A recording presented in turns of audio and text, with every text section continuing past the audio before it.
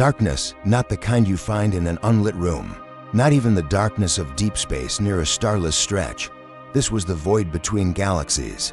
A black so pure it seemed to drink the light out of your eyes. From the bridge of the Varans. Pride, I could see the stars, not around us, but behind us, ahead, nothing. Just the infinite emptiness of intergalactic space. A silence that pressed into your skull until it felt like your own thoughts might scream. Our fleet was dead in the water, engines offline. Life support running on emergency cells. The energy drain weapon had hit us like a predator's strike. Clean, silent, efficient. I am Commander Jirak of the Keshtar Dominion. We are a people who fear this place, the Great Black Between. Our ancestors told us that staying too long here would let something notice you. And whatever noticed you, didn't let go. So, as my crew's breathing quickened and our frills stiffened in terror, I turned my gaze to the humans on board. And that's when I saw it. They weren't panicking. They were smiling. One of them, a female officer named Arden, leaned back in her chair, stretched, and said, "Well, guess. We've got ourselves a project, as if being adrift between galaxies, powerless, and with no hope of rescue, was a weekend hobby." That was the first moment I realized either humans were too stupid to understand danger, or they understood it better than anyone and simply didn't care.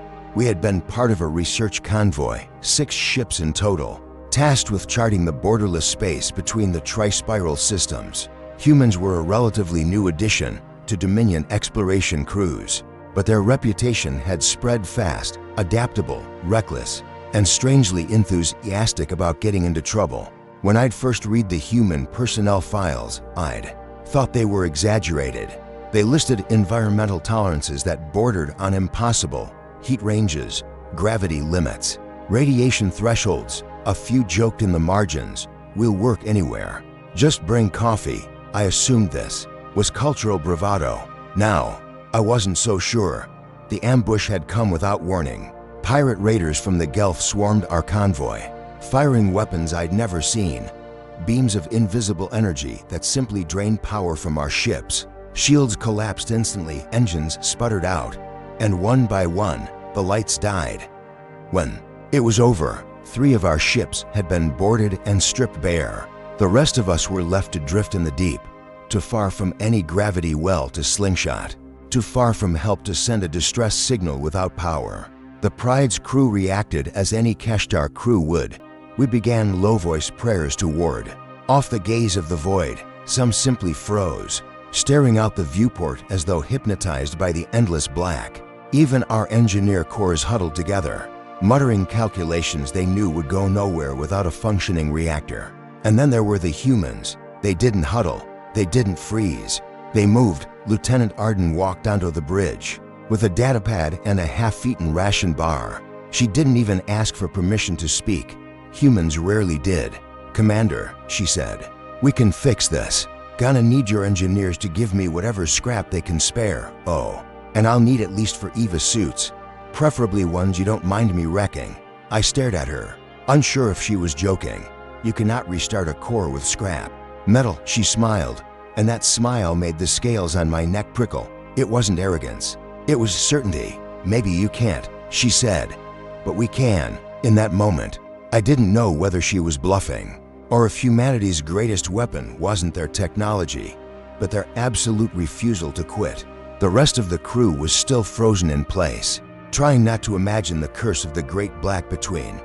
But the humans, they'd already started, making lists, cracking open panels, and humming tunes like they were setting up for a picnic.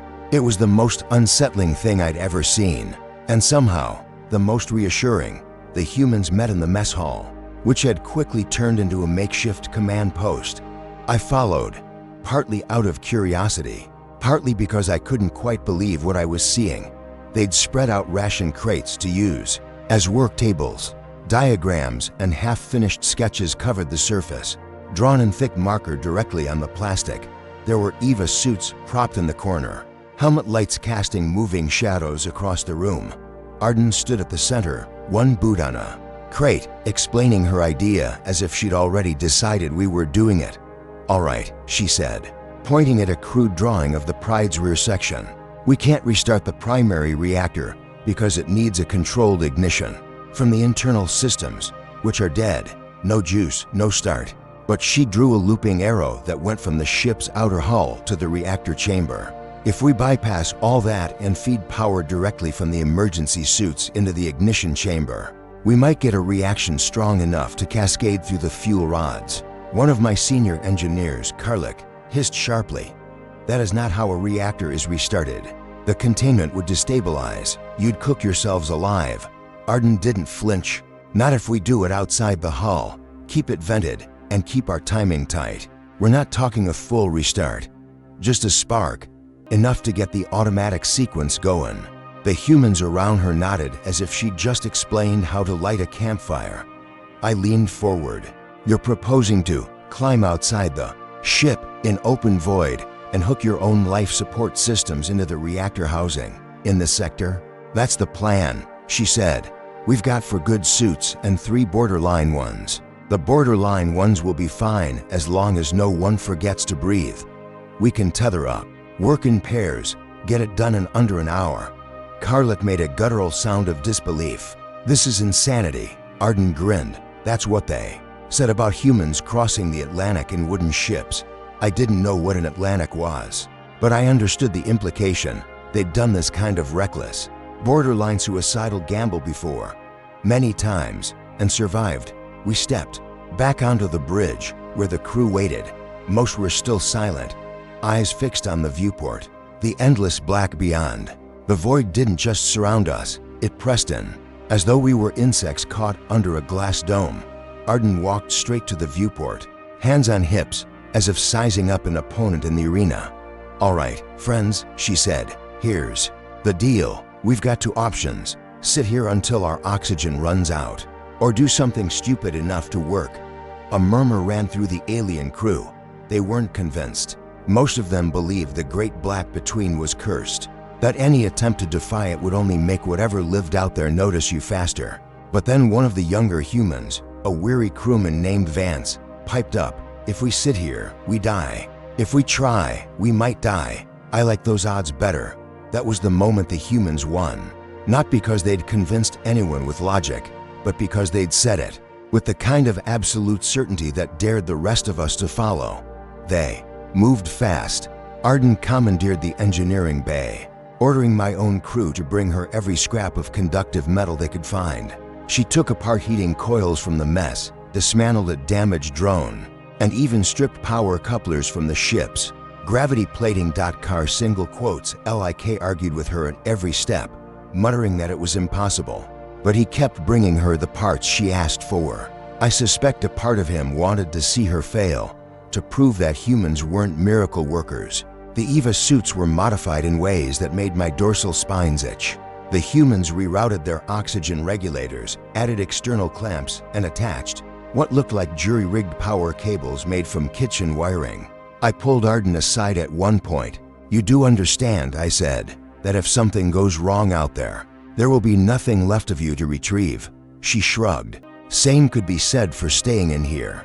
I wanted to call her reckless. Instead, I found myself thinking of old Keshtar myths, of warriors who walked into the shadowed deserts to challenge storms. Few returned, but those who did were remembered forever. They lunched from the starboard airlock in pairs, tethered together by heavy lines. From the bridge, we could see them through helmet cams, small figures against the vast curve of the hull, their suit lights cutting narrow cones into the black. Out here, light didn't fade with distance. It was swallowed whole. The void had a way of making even the brightest beam look like a candle in a cavern. The humans joked over comms. Vance, so, who's got music? This is feeling like a work montage. Arden, you want music? Hum it yourself. We're not wasting power. On a speaker, another human began humming something slow and steady. One by one, the others joined in. To my people, silence in the void is sacred. To them, it was optional. They reached the reactor housing, a massive cylindrical chamber protruding slightly from the rear hull. Arden directed the others to clamp the modified power leads in place. The suit feeds would drain fast once activated, so the timing had to be perfect. Karlik stood beside me on the bridge, watching the feed. They're going to fry themselves," he muttered, but there was something in his tone, not scorn, but grudging admiration. It was Vance who spotted it, a breach in the outer casing of the reactor housing, likely caused by pirate fire. If they connected power now, the ignition would bleed out into space instead of cascading inward. Arden's voice came over comms, calm, measured. "All right, change of plans. I'll patch it from the outside. Need sealant and plating. Send it." Up through the airlock, Karlik nearly hissed his frills off. "That breach is over a meter across. Even if you patch it, the vacuum stress will hold long enough if I say it will," she cut in. And then, without waiting for approval, she unhooked her tether. The bridge went silent. One untethered drift, and she'd be gone. She kicked off the hull, drifting across the gap to the damaged section with a slow, controlled arc. Her suit light swept across the jagged edges of metal, casting shadows that seemed to twitch in the void. From where I stood, watching the feed, I could almost imagine those shadows weren't just shadows, that they were moving. She began welding. The patch, sparks flaring bright against the black. The others held position, watching her work. The comms stayed open, a faint hiss of suit air, the steady rhythm of her breathing. It took nearly 20 minutes. 20 minutes of the crew holding their breath, of my claws digging into the railing so hard the metal warped. Finally, she clipped the last section into place and kicked off. Drifting back toward the others, she caught her tether, locked it in, and gave a simple, almost casual, "Patch done. Let's light this thing." Karlik exhaled sharply. I realized I'd been holding my breath as well. The humans connected the final leads, sealing them to the patched housing.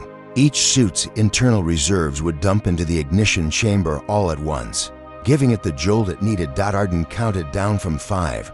On 3, the lights on the bridge flickered, a strange, almost imperceptible ripple through the dark. My frills stiffened.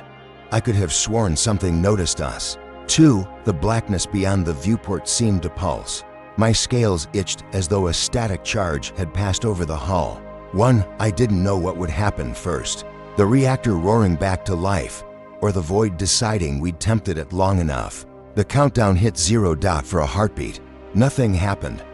Then the helmet cams flared white as the suit reserves discharged all at once, pouring their stored power into the patched reactor housing. The surge lit the plating from within, glowing like a furnace trapped inside the hull. On the bridge, indicator lights that had been dead for hours flickered weakly, then strengthened. Consoles chirped back to life in halting bursts. My crew gasped, not in relief, but in disbelief. It was working. Against all procedure, against all logic. The humans had forced the core to remember how to breathe. Through the comms, Arden's voice was steady. "Core ignition sequence is climbing. Keep it balanced." The humans adjusted their clamps, regulating the flow so the fragile start didn't sputter out. I saw their suit telemetry oxygen reserves plummeting, power dropping fast. The readouts climbed, 10%, 15 to 20. The hull vibrated faintly, a living tremor running through the decks. I hadn't realized how deeply I'd missed that sensation until it returned. At 30%, one of the clamps slipped, tearing a cable free. Vance lunged for it without hesitation, disconnecting his own line to grab the rogue lead. His suit power dropped to red instantly. "I've got it, lock it in," he shouted, breath coming faster. They secured it, the numbers rising again. 35, 40, 45. The hum grew into a growl, low and promising. Then came the moment every engineer dreads: stabilization. The cascade had to catch on its own, feeding back into the primary systems. If it failed now, the core would choke out entirely. A release in 3, Arden ordered. 2, 1. The helmet cams swung away as they detached their clamps and pushed off from the housing. The reactor's glow dimmed for half a breath. I felt my frills fold in despair. Then, with a deep, resonant thrum, the ignition caught. Every light on the bridge flared to life at once. Air systems purged and cycled. Gravity normalized. The Pride was alive again. For the briefest moment, the bridge was silent. Then the crew erupted into cheers, a dozen voices overlapping in disbelief and joy. My people embraced each other, claws scraping against armor. Even Karlik let out a shuddering exhale. eyes locked on the reactor readout as though it might vanish if he blinked. The humans, still outside, whooped over comms, their laughter spilling into our headsets like music. They'd done it. Somehow. They'd done it. But beneath the relief, I felt something else. The viewport showed the black beyond. Unchanged yet not. The stars seemed dimmer. The void pressed closer, as if aware that its prey had slipped free. In my culture, we are taught that the between notices defiance. We are taught it remembers. Arden and her team returned through the starboard airlock. Their suits were scorched and pitted from micrometeorite impacts. Oxygen gauges blinked empty, and yet they walked in grinning, clapping each other on the shoulders, talking over one another in quick bursts. Karlik met them at the hatch, his voice gruff. That should not have worked. Arden pulled off her helmet, sweat dark hair, plastered to her forehead. Good thing we didn't ask for permission. Then, the fleet channel crackled with incoming calls. Other surviving ships had seen our energy spike and were hailing us. We could rally them, get everyone moving before the pirates circled back. We had a chance now, slim but real. But as I stood at the viewport, watching the space where we'd been stranded, I could not shake the sensation that something was still looking at us. My people have a saying. The void blinks slowly. Perhaps it had closed its eyes for now. Perhaps not. Arden stepped up beside me, following my gaze. Hell of a place to get stuck, she said softly. Most would not survive it, I replied. She glanced at me, a flicker of amusement in her tired eyes. Most aren't human. The ship's engines surged, pushing us forward into the lanes of the galaxy. The darkness behind us didn't fade. It lingered at the edge of vision, heavy and patient. I knew it would be there long after we were gone. And I knew this, too. Whatever lived in that blackness had seen us. It had seen the humans walk into its domain, without fear. If the old stories are true, the void does not forgive. But perhaps it had learned something new that day. Perhaps it had learned that humans do not yield. The fleet reformed around us in ragged formation. We had limped into a rendezvous point just beyond the edge of the dead zone. Damaged ships bled. Atmosphere. In shimmering trails, their hull plating scorched and warped. Crews were shaken, but alive. We owed that entirely to the humans' lunatic gamble.